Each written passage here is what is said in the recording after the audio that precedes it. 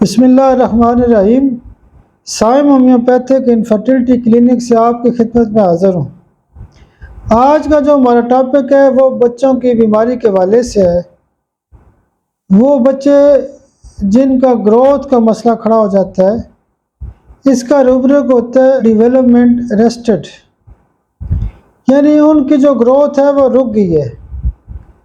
यानी रोज़मर्रा के केसेस में वो भी बच्चे आते हैं जो कहते हैं जी डॉक्टर साहब देखें कि हमारा कद नहीं बढ़ रहा, या छोटे बच्चे होते हैं घर वाले कहते हैं डॉक्टर साहब इसकी ग्रोथ नहीं हो रही। वो कद का ना बढ़ना या ग्रोथ का ना होना, ये बेसिकली एक ही मतलब इसको लिया जाता है। इसकी ख़ास दवाई होती है ब्राइटा कार्ब। ऐसे केसेस में एक डोज ब्राइटा कार्ब CM की दी जाती है और उसके बाद ब्राइटा कार्ब 200 पावर में एक खुराक रोज़ाना दें, तो बच्चों के जो ग्रोथ के जो मसाइल होते हैं वो बेहतरीन ठीक हो सकते हैं। बहुत शुक्रिया, बहुत शुक्रिया, बहुत शुक्रिया।